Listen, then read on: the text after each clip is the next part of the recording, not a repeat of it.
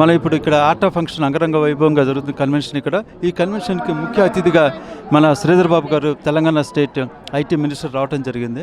So sir మీరు చెప్పండి, మీకు ఎలా ఏ విధంగా ఉంది?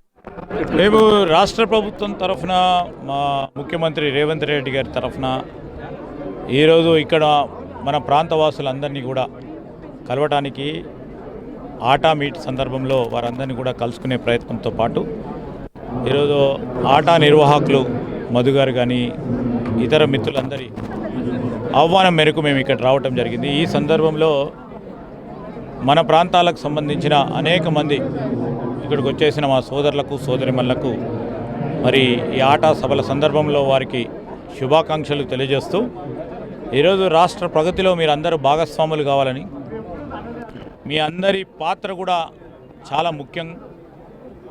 మార్పు కోరుతా ఉన్నాం మా ప్రభుత్వం, ఆ మార్పులో మీరు కూడా భాగస్వాములు అయ్యి రాష్ట్ర ప్రగతిని ఇంకా 10 రెట్టింపు అభివృద్ధి పదంలో నడిపించే విధంగా మీ అందరి సహకారం కావాలని కోరుతా ఉన్నాం.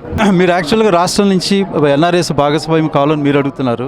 అట్లాగే మీ గవర్నమెంట్ సైడ్ నుంచి ఎన్ఆర్ఎస్కి మీరు ఏమి సహాయ సహకారాలు అందించబోతున్నారు? డెఫినెట్లీ వారికి ఈరోజు రాష్ట్ర ప్రగతిలో భాగస్వాములు కావుతున్నాం అంటే, ఒకటి వారు ఉద్యోగరీత్యా కానీ రివర్స్ బ్రెయిన్ ట్రైన్ చేయమని కోరుతా ఉన్నాం.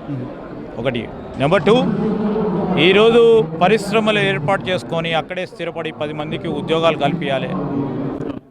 రాష్ట్ర ఆర్థిక వ్యవస్థలో మేము భాగస్వాములం కావాలని కోరుతా ఉన్న వారికి అన్ని విధాల వారికి సహకారం అందించడానికి మేము పరిశ్రమలకు సంబంధించిన మంత్రిగా, ఐటీ రంగానికి సంబంధించిన మంత్రిగా ఈరోజు ముఖ్యమంత్రి గారు కూడా వారికి అన్ని రీత్యా అన్ని ఏర్పాట్లు చేయడం జరుగుతుంది. 3వ అంశము, ఈరోజు స్వచ్ఛందంగా తిరిగి మన రాష్ట్రానికి, మన గ్రామానికి, మన ప్రాంతానికి మేలు చేయాలని ఇక్కడ అనేక మంది స్థిరపడ్డ మన ప్రాంతవాసులందరినీ కూడా ఈరోజు మేము విద్య, వైద్యం పరంగా చాలా ప్రముఖంగా ముందుకు తీసుకెళ్తా ఉన్నాం. మీ గ్రామాల్లో ఈరోజు ప్రభుత్వం మొదలుపెట్టిన మార్పులో భాగంగా ఇన్ఫ్రాస్ట్రక్చర్ ఏర్పాటు కానీ, క్వాలిటేటివ్ ఎడ్యుకేషన్ ఇవ్వాలని ఆలోచన చేస్తూ ఉన్న మా ప్రభుత్వానికి మీరు కూడా స్వచ్ఛందంగా ముందుకొచ్చి దాంట్లో భాగస్వాములై మీ పాత్రను ఇంకా అర్థవంతంగా ముందుకు తీసుకెళ్లే ప్రయత్నం చేస్తూ మాలో భాగస్వాములను కావాలని కోరుతా ఉన్నాం. దానికి ఏ విధమైన సహకారాన్నైనా అందిస్తాం. అట్లాగే ఇప్పుడు మనం తీసుకుంటే కనుక, ఇప్పుడు పాలిటిక్స్ తీసుకుంటే కనుక, ఇప్పుడు మన బీజేపీ కానివ్వండి, లేదంటే మీకు రాబోయే కాలంలో మీకు అపోజిషన్ పార్టీ బీజేపీగా ఉండిపోతుంది, లేకపోతే బీఆర్ఎస్ ఉండిపోతుంది?